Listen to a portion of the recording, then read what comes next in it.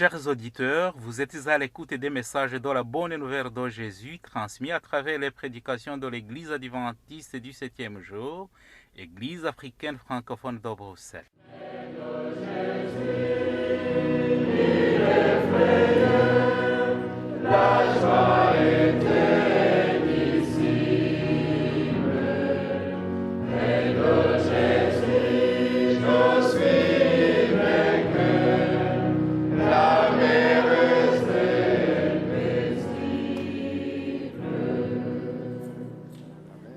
C'est ainsi qu'a commencé la bonne nouvelle de Jésus-Christ, le Fils de Dieu. C'est là ce qui est écrit dans le livre du prophète Ésaïe. J'enverrai mon messager devant toi, il te préparera le chemin. On entend la voix de quelqu'un qui crie dans le désert. Préparez le chemin pour le Seigneur, faites-lui des sentiers droits. Marc chapitre 1, verset 1 à 3. Itangiro ry'ubutumwa bwiza bwa Yesu Kristo, umwana w'Imana. Nk'uko byanditswe n'umuhanuzi Yesaya, ngo nuko ndenda gutuma integuza yanjye mbere yawe, izatunganya inzira yawe. Ijwi ry'urangurira mu butayu, ati nimutunganye inzira z'Uwiteka, mugorore inzira ze. Mariko igice cya mbere, umurongo wa mbere kugeza ku wa 3.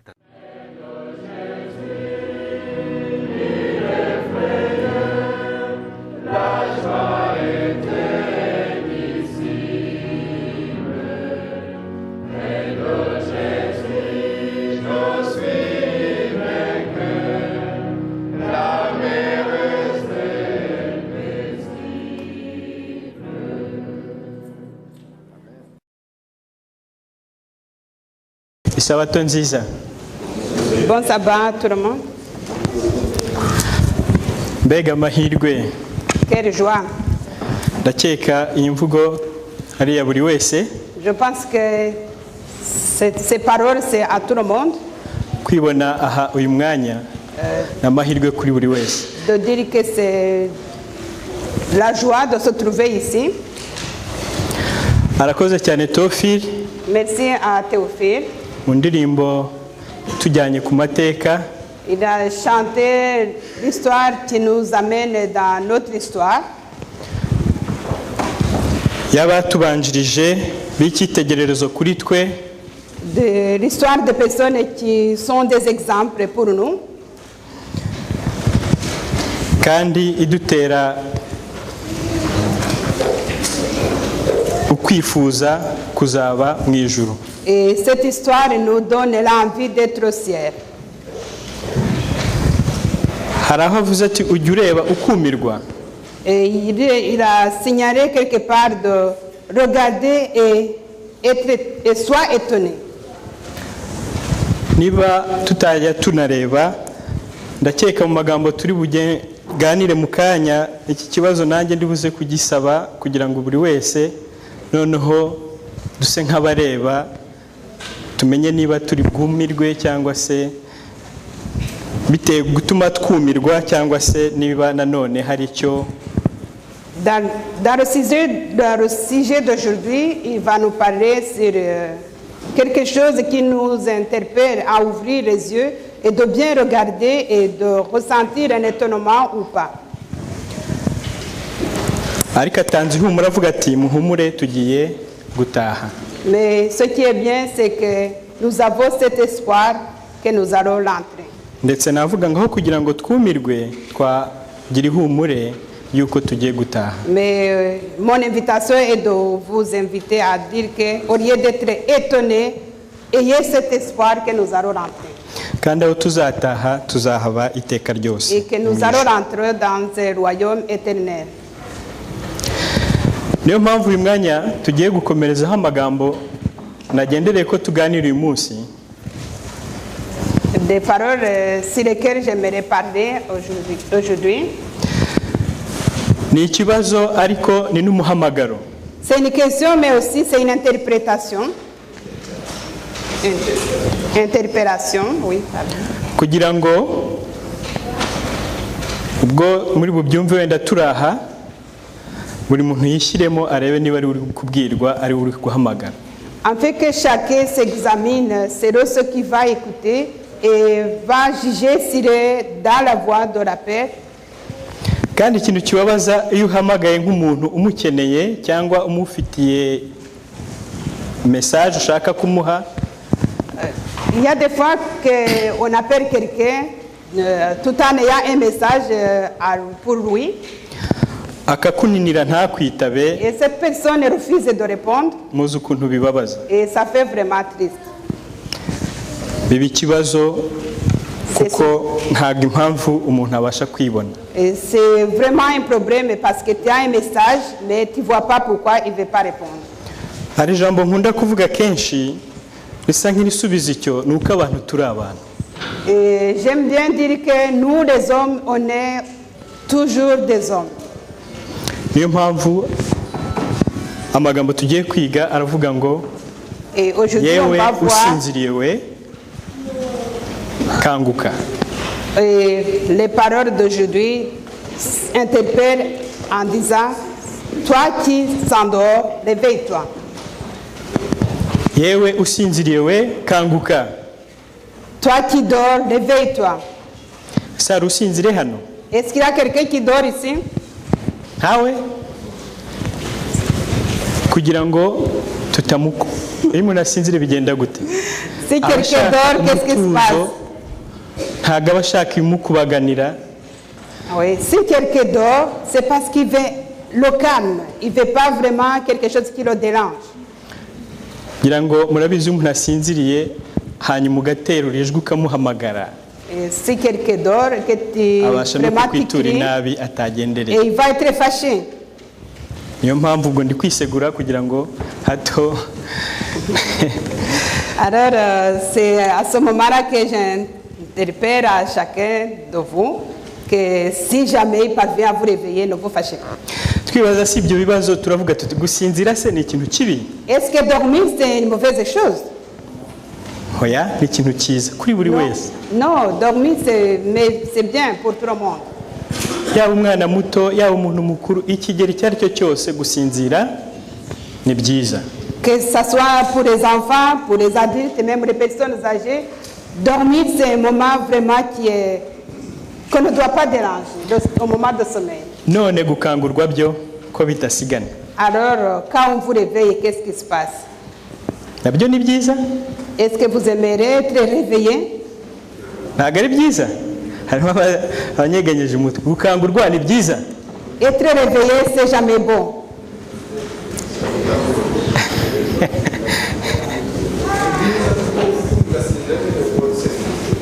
C'est-à-dire que c'est mieux d'être réveillé parce que dormir définitivement c'est pas bon. None niki gituma bigera ku rugero rwo kuba byiza? Kugira ngo gusinzira no gukangurwa bibe byiza birafatwa n'iki aho hantu? Quel est le bon moment d'être réveillé?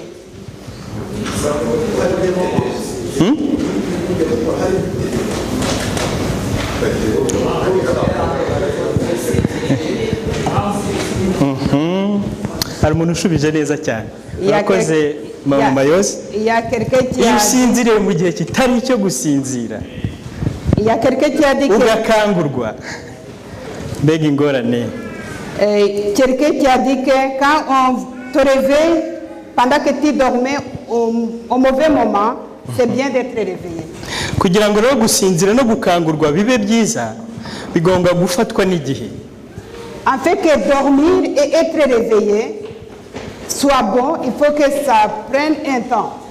Kugira ngo ibyo bintu byombi bibe byuzuzanyije. Il faut que dormir et être réveillé soit complémentaire. Ariko bitari kuri icyo kintu cy'ikigero kibifashe. Mais s'il n'y a pas de temps de dormir, de sommeil et d'être réveillé, nubwo twebwe mu buryo wenda turi kubivugira mu bigaragara nk'uko tubasha kureba umuntu usinziriye n'uwakangurwa hakagira reaction zigaragara, ariko ntitureba n'ibiri imbere.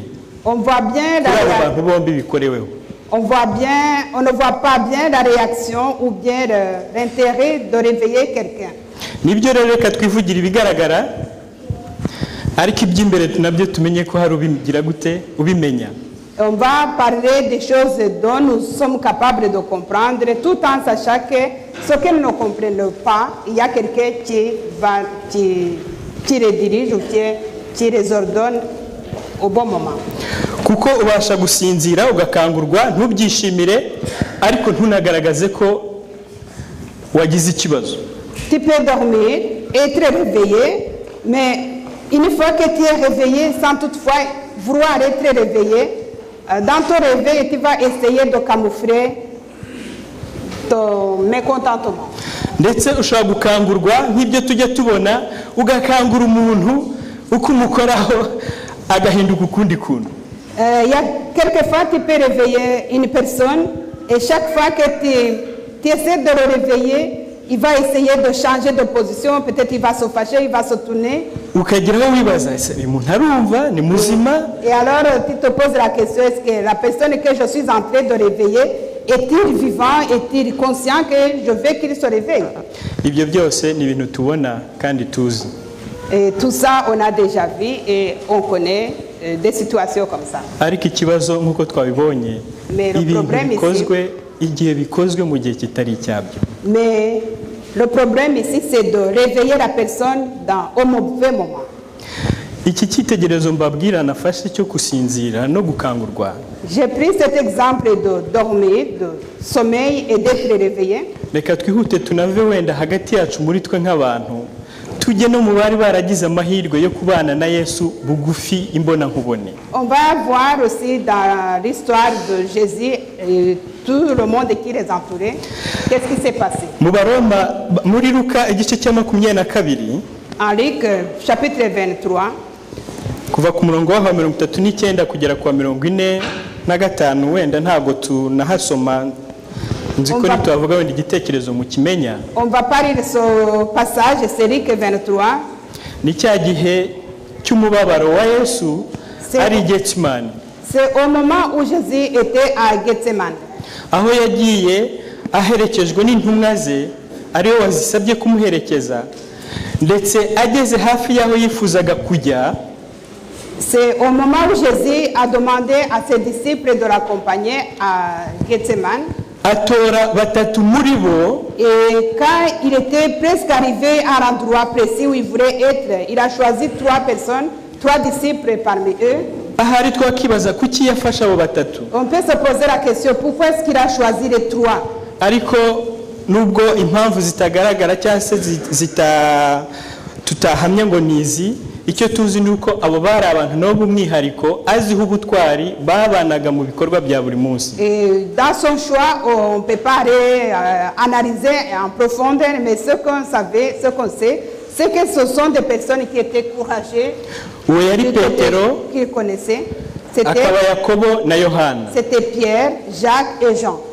ndetse Yohana by'umwihariko nubwo ntibukisoma ariko bizwi neza ko yari inshuti ngo ya Yesu kuruta n'abandi. Et en particulier, Jean était le meilleur ami de Jésus. bishobora kuba wenda iyo mpamvu y'uko rwose yaje no muri abo ngabo bagize Et gute on peut penser que c'est pour ça qu'il a choisi pour qu'il soit avec lui. batubwira ko aho hantu bagiye ngo yabasize aho gatarika abasabye kubana amaso nawe ngo ajye ahantu wabasha no kugira gute gutera ibuye. barebaga ibikorwa nta kigero gihari hagati yabo ariko ako kantu ka separation gutyo kabayeho gutyo. L'histoire nous dit que Jésus les a demandé de l'attendre à un certain moment, mais il n'était pas aussi loin. Mais ce qu'il a ajouté, il les a demandé d'être éveillés. ese tugeranyije ibyakurikiyeho mugira ngo isaha ya Yesu yaturunaga nk'iyabo bigishwa?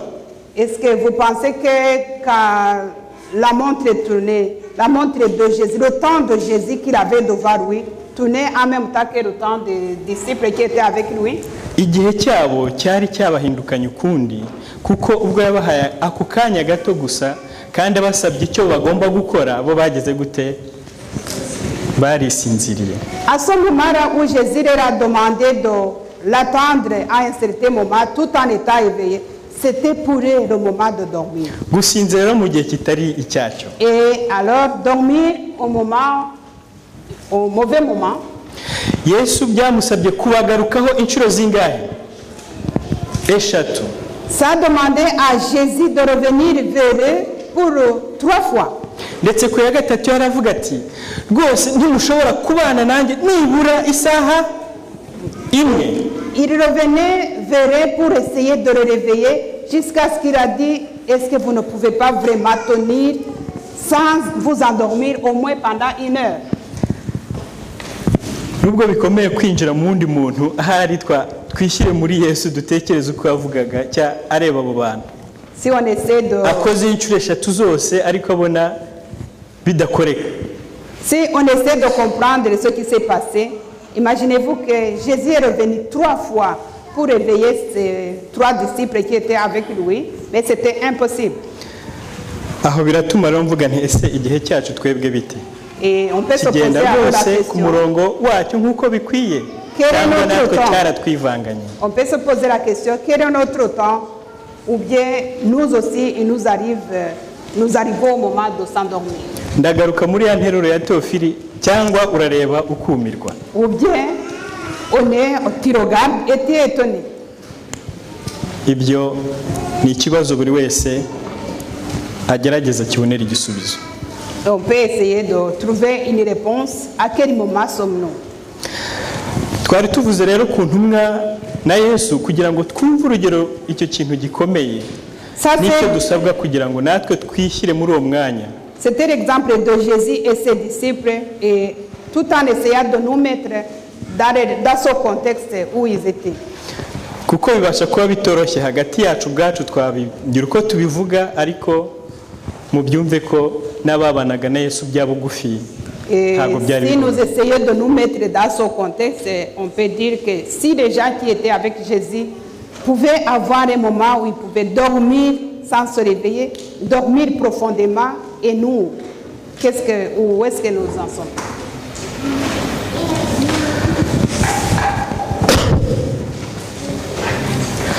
Maze ubwo inshuro ya 4 yagarutse. Et quand Jésus est revenu pour la 4e fois, Yesu arababwiye noneho ati ngaho nimusinzire ariko munazirikane ko igihe kigiye kugira gute kugera. Il leur a donné l'autorisation de dormir, mais il a ajouté dormez, mais sachez bien que le temps approche. Byagenze gute noneho? Et qu'est-ce qui s'est passé? Ntago bashoboye gusinzira. Ils n'ont pas pu dormir parce qu'ils avaient l'autorisation de dormir, mais ils n'ont pas pu dormir. Nibwo noneho babaye maso. Et à ce moment-là, ils se sont éveillés. Aricyo Ladisirasi igeze gukomoza no mu gisubizo cye turakigarukaho. Aho yavuze ati iyo nta gahunda ufite y'ikiri bukurikire ntabwo nabyo byoroha. On peut dormir, mais une fois que tu vas te réveiller sans avoir un programme devant toi, ntabwo nabwo biba byoroshye. C'est pas aussi facile de se réveiller. Haba hagomba kuba ikintu gituma niba ko kuryamye ariko unateganya kugira ikindi kintu uri bukangukire gukora. Si tu vas dormir tout en sachant qu'il y a un projet que tu vas faire après ton sommeil. Ubwo ndabivuga nge niheraho mu byiyumviro kuko nziko ntago nziko nshobora kubaho igihe runaka ntafite ikindi kiri imbere kindeba ngomba gukora. Ariko habaye hari uwo biri uko yatwumvira icyo cyitegererezo cyo kumva buryo hari ashobora kuba yaragize ibyo bihe nawe akabura ibitotsi nk'uko intumwa byabagendekeye. Et si quelqu'un a déjà eu des moments comme à ce moment-là où les disciples ils avaient l'autorisation de dormir, mais ils n'ont pas pu dormir parce qu'ils réfléchissaient à ce qu'ils allaient faire dans les jours qui suivent.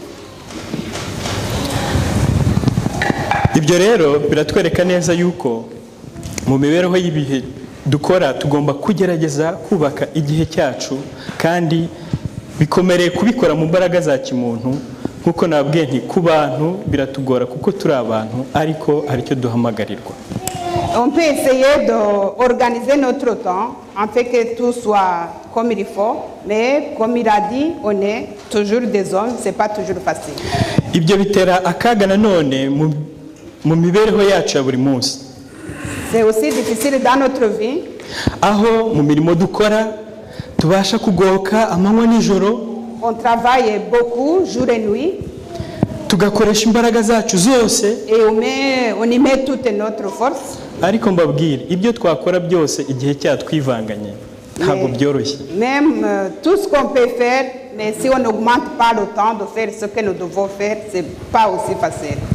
Muzi neza ko iyo umuntu afite akazi, C'est bien que quand on a un travail, akazi kaha twese dukunda kuvuga ati akazi kaha karoroshye se. c'est pas facile.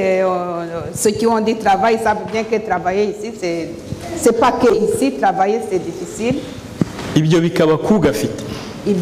Ça c'est pour ceux qui ont du travail. Ceux qui n'en ont pas, c'est aussi autre chose. Kubera turi abantu nkuko nabivuze ndagaruka ko ayo magambo kenshi. Et comme nous sommes des humains, Utagafite nawe la personne qui n'a pas de travail, nawe amarira no gutakamba bikaba biri uko. il est toujours à la recherche tout en état angoissé, à la recherche de ce travail que certaines se lamentent. Abo bantu igihe cyiza gishoboka ni ukuryama. Et pour ces personnes-là, le bon moment c'est de dormir. Kugira ngo wandi wakoze niba naniwe aruhuke. Et quand on travaille, dormir c'est le moment de se reposer. Mu kuruhuka abone nanone kandi imbaraga. Et en fait d'avoir la force de continuer dans les jours à venir. Bikamufasha umunsi kundi bikagenda. Et c'est ainsi jour après jour. Umuntu udafite akazi ntibimworohera gusinzira muri rwa rugero nababwiraga. Une personne qui n'a pas de travail, c'est pas facile de dormir. Kubera ko imbere yo kubyuka nta kindi afite ahabona cyo gukora. Oui, parce qu'au moment de se réveiller, ça donne pas le courage et ça donne même une angoisse parce qu'il n'y a rien à faire dans les heures qui vont venir. Ibyo ni ibikorwa cyangwa se nibiyoboye imibereho yacu hano muri iyi si. Et ça c'est notre vie de ce monde. Ariko mbabwira ngo ikibazo muri ibyo ni igihe kitwivangana. Mais le problème que nous avons, c'est le temps.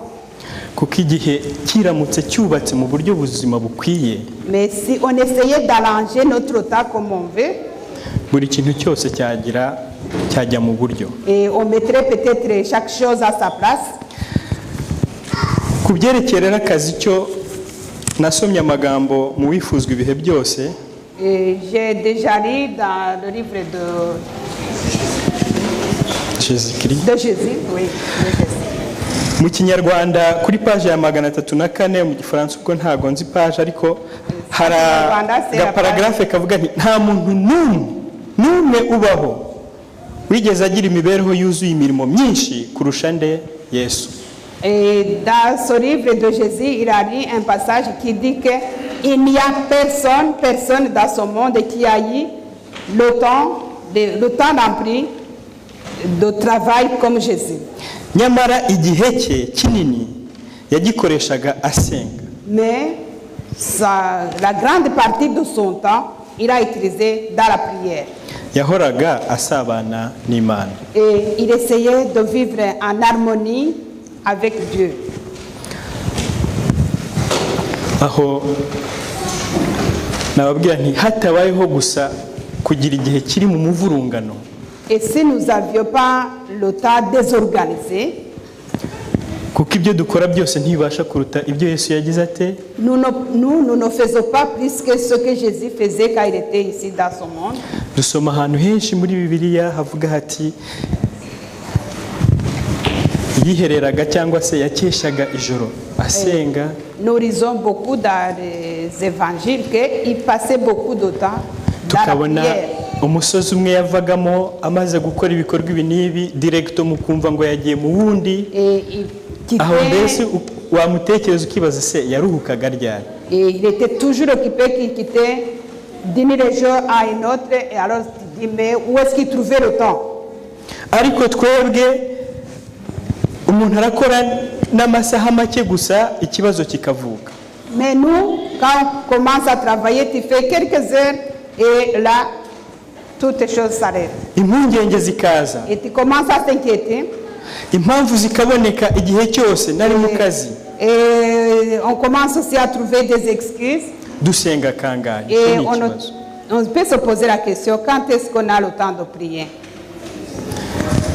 Igisubizo kuri buri wese aragenda akishakamo ariko mwumve neza yuko dukwiye gusananira igihe cyacu. chacun peut trouver une réponse kandi pour soi-même. tukakibonera ikintu cy'ibanze gikwiye kuko icyitegererezo turagifite ni Nous Yesu. avons un bon exemple de Jésus. Il a travaillé et il a trouvé le temps de prier. Et chacun peut s'arranger, peut trouver une réponse. Quand est-ce que moi je trouve le temps de prier? Bibiliya yose rero dufite ibyitegererezo by'abantu benshi, Dans la Bible, nous avons plusieurs exemples. ariko ko tuzi wabayeho kandi we afite ubushobozi bwose yarabuhawe, ari n'umunyabwenge. La personne que nous connaissons qui avait toute l'intelligence et tout le pouvoir. Tuzi neza uburyo yagiye atanga imyanzuro, Et il a toujours donné des conseils et des conclusions. y'ibyo yagiye anyuramo. Et de tout ce qu'il a traversé, Navuga yuko ari icyitegererezo kuri twebwe kuko bihura n'ibyo natwe dukubitana nabyo mu buzima bwa buri on peut munsi. dire que c'est un bon exemple pour nous parce que tout ce qu'il a vécu, nous aussi nous vivons dans les mêmes conditions. Nitujya mu mubwiriza igice cya 8, On va dans Lamentation Ecclésiastique, chapitre 8. uwo twatekerezagaho twafatagaho icyitegererezo ni Salomo. Ecclésiaste, chapitre 8. Et celui à qui nous prenons l'exemple, c'est Salomon. Wabaye icyitegererezo, umva ko twirukanka ku bukungu cyangwa se ibyo dukora byose dushaka bitwubaka, ariko nta na rimwe tuzamushyikira kuko yahawe amahirwe yo kuba umukire ubasha kubaho hano muri iyi si. Et Salomon, il a été l'homme le plus riche que nous avons connu dans l'histoire de la Bible. Aba umunyabwenge Il a été l'homme le plus mu buryo nta intelligent que nous munyabwenge connaissons dans la n'umwe Bible. uzabasha kuba nka we. Et il y aura plus d'autres personnes intelligentes comme Salomon. Ariko icyitegererezo cye nge kituma nibaza kenshi aho yagiye arangiza ibintu byose atangaho icyitegererezo akavuga ati byose ni ubusa. Mais la conclusion qu'il a donnée à sa vie, il a dit que tout est rien, tout est nul. Ati byose ni ubusa, ni ukwiruka inyuma y'umuyaga. Mais c'est comme si on court derrière le vent. Ku murongo rero wa 13 igice cya 8, Ecclésiaste chapitre 8 verset 13. ho yatanze icyitegererezo avuga ati ubwo nerekezaga umutima wanjye kumenya ubwenge no kureba imirimo ikorerwa mu isi, kuko hariho uwibuza ibitotsi ku manywa na nijoro. Nuko nitegereza imirimo y'Imana yose, nsanga yuko umuntu atabasha kugenzura umurimo wose ukorerwa munsi y'ijuru, kuko nubwo umuntu yakwihata kuwumenya atazawumenya, ndetse nubwo umunyabwenge yibwira ko azawumenya ariko ntazawumenya. C'est au verset 16. À partir du verset 16, il dit: lorsque j'appliqua mon cœur à connaître la sagesse et à considérer les choses qui se passent sur la terre, car les yeux de l'homme ne goûtent le sommeil ni jour ni nuit, j'ai vu toute œuvre de Dieu, j'ai vu que l'homme ne peut pas trouver ce qui se fait sous le soleil. Il est beau se fatiguer à chercher, il ne trouvera. Et même si le sage veut connaître, il ne peut pas trouver. Hano aya magambo ashaka kudushyigikira mu gucika intege twifitiye kuri benshi bijya bibaho gutyo, aho kugira ngo twumve wenda icyo duhamagarirwa. Na Salomo yavuze ko n'ibyo twakora byose tutabasha kubimenya. Certaines paroles de Salomon peuvent nous encourager, nous amener à un découragement. Parce que si on essaie de ne pas comprendre, lui aussi il a dit, tout ce qu'il a vu, ça ne sert à rien. Ariko mukuri icyo hano yashakaga kuvuga ni. Mais ce qu'il voulait vraiment dire, aratunga gatoki uburyo ki tubasha kwibuza n'ibitotsi amanywa nijoro tukagira ibintu by'imivurungano tubamo, ariko kuko tatiriye ikintu kimwe tukaba nta nicyo tubasha kugeraho. Ce qu'il veut vraiment dire ici, c'est qu'on se prive même le sommeil à courir derrière Njye kubwanjye uyu à la munsi recherche de ce monde, mais qui ne nous amèneront à rien. njye kubwanjye uyu munsi ndagaruka ku gihe. Mais pour moi, je reviens sur le temps. Nyamuneka igihe cyacu tugikoresha gute? mais essayons de comprendre comment nous utilisons notre temps. ntabwo dusinziriye mu gihe kitari cyo. Est-ce que nous ne dormons pas au mauvais moment? ariko nk'uko nanone twagiye tubigarukaho, Et comme on a toujours répété, gusinzira iyo kuje hagomba kubaho no gukangurwa. et une fois endormi, on doit aussi essayer de se réveiller. byagirwamo uruhare n'umuntu cyangwa byaba mu bundi buryo nshobora kuvuga buri naturel umuntu atagenzura ariko birakoreka. Que tu sois réveillé par quelqu'un d'autre ou bien que tu te réveilles toi-même. uko biri kose nta muntu ushobora gusinzira ngo aheriyo Et ce que nous savons, si on est ari dans muzima un yanabigizemo ubushake sommeil naturel, yifuza ko bikomeza gutyo. si Ntabwo on est dans byamushobokera. un sommeil naturel, on ne peut pas dormir éternellement. birashoboka yuko hari abo ngo babikorera wenda kubw'uburwayi, tujya tubyumva ngo bari muri sommeil artificiel, ariko nayo hari igihe irangira kuko umwuka uheze. ntabwo rero nahamya Techniquement, ko on peut endormir quelqu'un nabyo artificiellement. bikontororwa avi kugira ngo umuntu Mais abihamye yawo- ko abasha kubikora ku bushake bwe. Mais il y a aussi un contrôle qui fait qu'à un certain moment, même si tu t'endors artificiellement, on s'endort artificiellement, on parvient quand même à vous réveiller. ibyo byose rero bigengwa n'iki? n'igihe. Et tout ça, ça a un temps.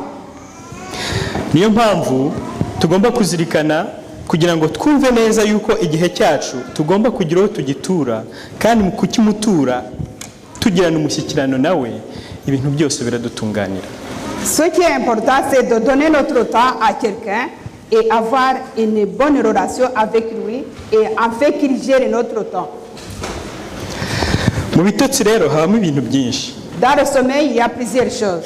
hari ibiri spécial gusa wenda turi bwibandeho. Il y a quelque chose de spécial dont j'aimerais parler. inzozi. Et dans le sommeil, on peut rêver. inzozi, iyo uri mu nzozi ubasha kuba suraje. Quand on est dans le sommeil, dans le rêve, on peut se sentir à l'aise. wari wa muntu wabuze akazi, Pardon.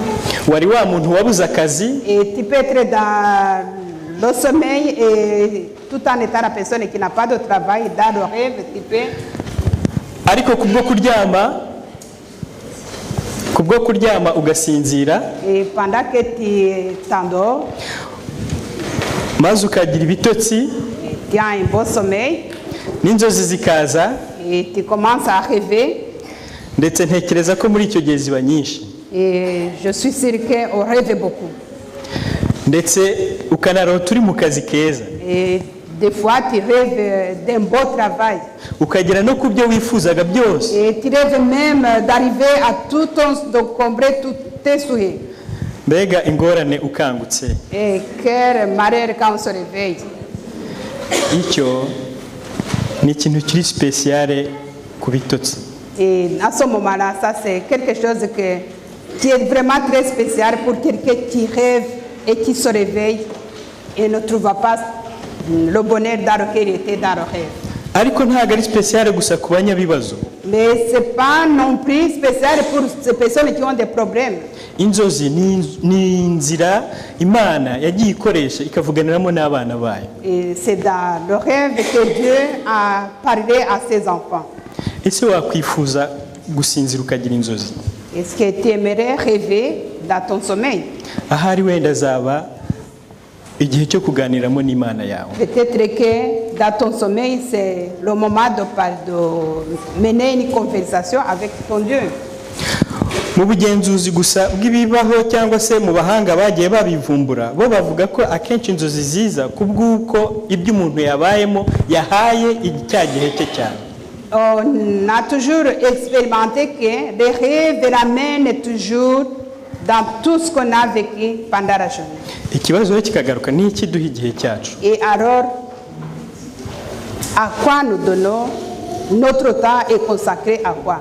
reka njyewe mbifuriza kugira ngo igihe cyacu tugihe ibya Yesu, ndetse tujye tugira inzozi zo kwibonera ibyo. Moi, mon souhait, c'est d'utiliser notre temps, votre temps, à utiliser dans l'œuvre de Jésus et d'avoir le temps de penser et de travailler pour Jésus.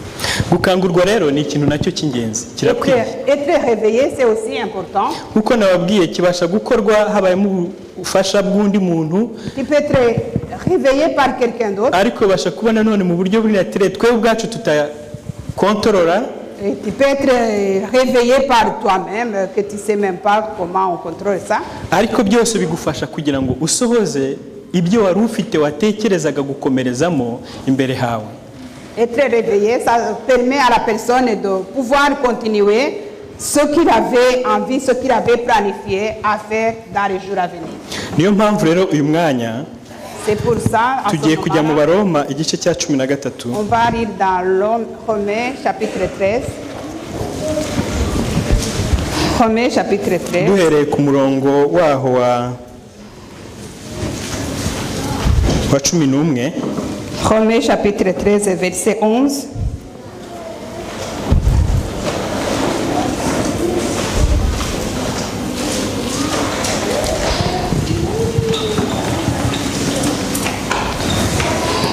ngo nuko mujye mugenza mutyo kuko muzi yuko igihe cyo gukanguka gisohoye rwose, dore agakiza kacu karatwegereye kuruta igihe twizereye. C'est écrit, cela importe d'autant plus que vous savez en quel temps nous sommes. C'est l'heure de vous réveiller en fait du sommeil, car maintenant le salut est plus près de nous. Le salut est plus près de nous lorsque nous avons cru.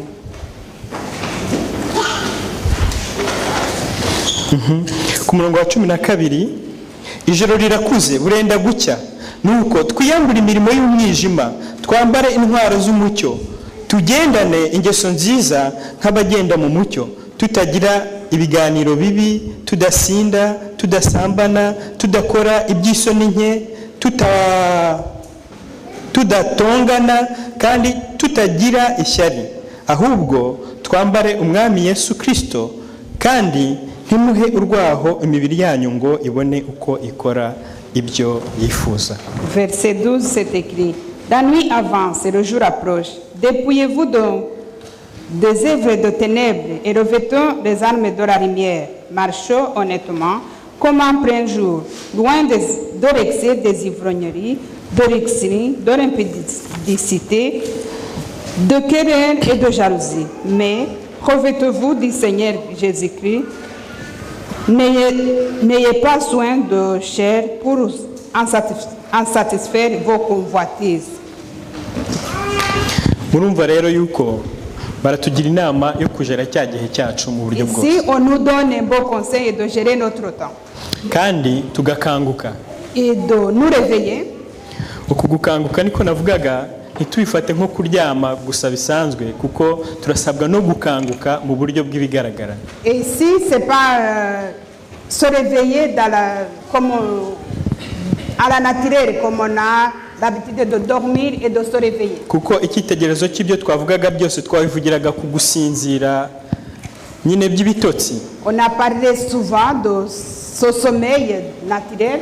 Ariko gusinzira kubi kundi kubasha kubaho kujyanye nuko kuvangavanga n'igihe, ni ugukora cyangwa se kubaho utazi ikintu ushyize imbere muri wowe. Mais le mauvais sommeil, c'est de dormir sans toutefois avoir un objectif à atteindre.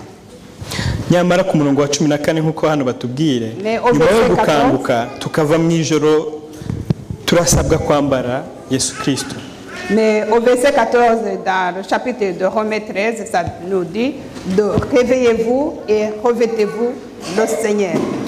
Tugakuraho rwose n'icyatuma imibiri yacu, ubwo ndumva iyo bivuze imibiri yacu icyo bivuga ni impagarike yacu mu kuri kose, ko kugira ngo hatagira ikitanga urwaho rwo kugira gute cyo kugomera umwami wacu. Et si nous sommes vêtus du Seigneur, nous allons avoir aussi des corps, des chairs qui sont loin de l'impudicité, de saleté, parce que nous vêtons de Christ. Ndetse tunasa naberekera ku musozo, nous nous approchons à la fin. tugiye mu Efeso noneho igice cyaho cya 5. Lisons dans Éphésiens chapitre 5.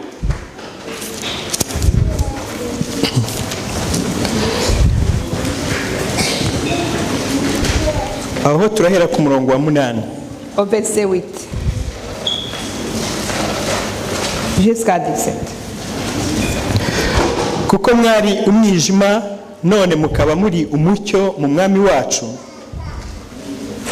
nuko mugende nk'abana b'umucyo. Kuko imbuto z'umucyo ari ingeso nziza zose no gukiranuka n'ukuri. Mushakashake uko mwamenya ibyo umwami ashima. Ntimukifatanye n'imirimo y'ab'umwijima itagira umumaro, ahubwo muyihane. Kuko ibikorwa nabo rwihishwa biteye isoni no kubivuga. Ariko byose iyo bitangajwe n'umucyo, nabyo ubwabyo bihinduka umucyo. Kuko ikimurikiwe n'umucyo cyose gihinduka umucyo. Le chapitre a été projeté. Nicyo gituma turakomeza tugere ku murongo wa 15 na 7. Nicyo gituma bivugwa ngo usinziriye we kanguka uzuke, Kristo abone uko akumurikira. Nuko mwirinde cyane uko mugenda, mutagenda nk'abatagira ubwenge, ahubwo mugende nk'abanyabwenge. Mucunguze uburyo umwete, kuko iminsi ari mibi. Nuko ntimukabe abapfu, ahubwo mumenye icyo umwami wacu ashaka. Amen. Aya magambo ngize icyo nyavugaho. Si j'essaie de dire quelque chose à ces paroles, Nibanda kwa 14, je me baserai sur le verset 14. Haravuga ati usinziriye we kanguka uzuke. Et là où c'est dit réveille-toi, toi qui dors, réveille-toi d'entre les morts. Aha naho biratujyana mu kandi kantu ntabasha kugenda ntavuze. Ici j'aimerais préciser quelque chose. Usinziriye we kanguka uzuke. Celui qui dort, Twibande réveille-toi kuri iri d'entre jambo les morts. kuzuka. Et si, quand on dit ressusciter, None se umuntu yasinziriye abapfuye? on peut se poser la question, est-ce que quand on dort, on est déjà mort? Ko baduhamagarira kuzuka kandi badukanguye, ibi ni iki? Et ici, on nous interpelle à se réveiller et aussi à ressusciter, à sortir des morts. Ariko nkuko twabivuze kenshi, Mais mu comme on l'a bitotsi déjà nta dit, kintu gukontorora. mais quand on est dans le sommeil, on ne contrôle rien. Nta mbaraga zawe za kimuntu zibasha kugira icyo zikora. Et nous, on ne contrôle rien dans le sommeil. Nta muntu b'intwari ku gitotsi uko waba uri kose. Il n'y a pas eu de découragé pendant le sommeil. Ahubwo iyo ugize ingorane ushaka kukirwanya. Mais quand tu essaies de battre, d'essayer, quand tu essaies de ne pas vraiment dormir, c'est très très difficile. Aho ho kirakugaragaza rwose. Et là, tu parviens même pas à vaincre le Ni sommeil. ibintu tumenyereye mujya mubibona no mu bakomeye bo mu isi ku mateleviziyo. Il arrive qu'on a déjà vu pour tout le Ukajya monde. kubona ukabona bamutunzeho, ariko ari muri bya ndi bya mu muco wa Kinyarwanda ndumva bajya bavuga guca umugara. Umuntu yasinzira bakunze gukoresha iyo terime ngo guca umugara. Il n'y a personne qui peut vaincre le moment du sommeil. Nyamara guca umugara ni igikorwa gikomeye. Mais Gikorwa n'ababyinnyi. ici, il essaie de vaincre, de comparer ça à des danseurs. Baba bafashe igihe cyo kubyitoza no kubikora nk'uko bigomba. Et ils prennent le temps de vraiment de s'entraîner pour mieux faire leur danse. Ariko igitotsi gifashe abikora kandi nta rushwa. Mais quand tu dors, tu parviens même à faire des choses que les autres prennent le temps à s'entraîner à faire. Ntago byoroshye rero, nyamuneka dukwiye kugenzura kureba niba turi maso. Et essayons de voir si nous sommes réveillés. Aho ntago twaba tugenda duca umugara mu byo tubamo byose. Et ça nous évitera de faire des gestes incontrôlés. Atari bigaragarira wenda amaso mu que buryo ce ki soit tubivuga pour ceux que ariko n'importe qui tukaba peut voir, dusinziriye kandi turi aha duhagaze tunakanuye, mais essayer d'être éveillé tout en étant, essayer d'être endormi tout en étant réveillé. tugakomeza no kuguma muri icyo kintu kitutwaye gutya kuko tutabasha kugenzura igihe cyacu uko bikwiye. Et c'est ce qui arrive à nous parce qu'on essaie de rester éveillé alors qu'on est déjà endormi. Et on perd beaucoup de temps. Reka dusoreze aha ngaha mvuga ngo Imana yacu y'amahoro kandi itubeshejeho. Il va clôturer ici en disant que notre Dieu de paix et qui nous guide et qui nous garde idutera umwete et qui nous demanda, qui nous donne la force. Ku murongo wa 13 bavuze ngo mucunguze uburyo umwete kuko iminsi ari mibi. Essayez d'aménager notre temps parce que nous sommes dans les derniers jours. Maze hamwe no gufashwa nayo idutunganiriza rwose gukoresha igihe cyacu uko bikwiriye ndetse mu cyitegererezo n'ikigero cyiza dukomora kuri Yesu, igihe cyacu tugikoreshe dusabana, tout en étant à la disposition de Dieu qui va gérer, organiser notre temps, tout en prenant l'exemple sur Jésus qui a utilisé bien son temps. Nous allons pouvoir gérer notre temps comme il faut. uko n'ugusaba kwanjye nisabira ubwanjye kandi namwe mbasabira. C'est ce que je demande pour moi et pour vous au nom de Jésus-Christ. Amen. Data ukiranuka mubyeyi mwiza, Seigneur notre Dieu, uri Imana ikomeye, tu es un grand Dieu, uri Imana itangaje, tu es un grand Dieu étonnant uri Imana y'inyambabazi, et tu es miséricordieux ibikorwa byawe ntibigereranywa, et tes œuvres sont incomparables. uhabwe icyubahiro Data Que mwiza. ton nom soit loin.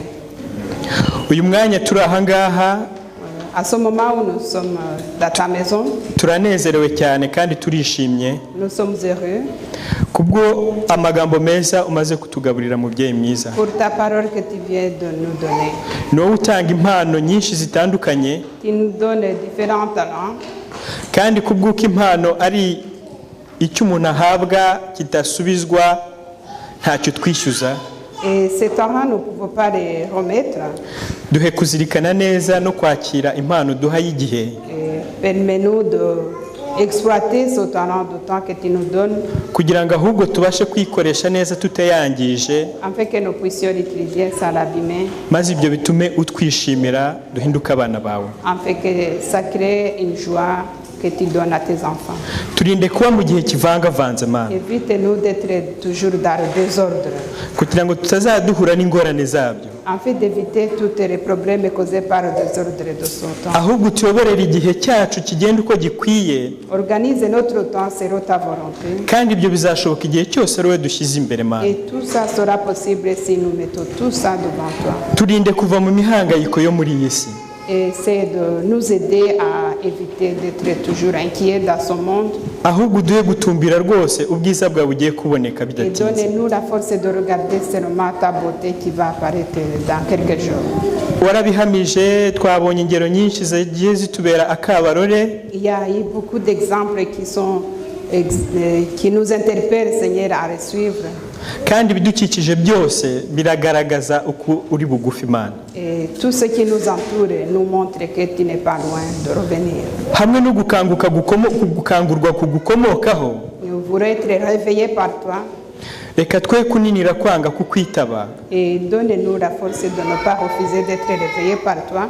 ahubwo ibitotsi byose twaba turimo uko byaba biri kose Et tout sommeil que nous pouvons avoir, tubisohokanemo imbaraga, umwete, et nous voulons que tu nous réveilles avec force qui vient de toi, wo kugira ngo dukore kandi tugende nk'uko udushakira. afin de pouvoir travailler selon ta volonté. Tugiye gusohoka ahantu rero kugira ngo dusubire mu byacu, Nous allons nous disperser et partir chacun de son côté. urinde buri umwe wese kugenda yijyanye, ahubwo intambwe ya buri wese iyoborwe n'ubuntu bwawe. Accompagne chacun et que tes pas soient un exemple pour chacun. Uduhe kukwegera tukube bugufi, Et donne-nous la force et le temps de s'approcher de toi. nk'uko twaririmbiwe yuko icyitegererezo cy'abasore batatu bari mu itanura itanura ryabahindukiye ubusitani bwo kutemberamo. Et comme nous avons déjà dit, nous avons déjà vu les jeunes garçons qui étaient dans la fournaise, c'est devenu un espace de louange pour toi.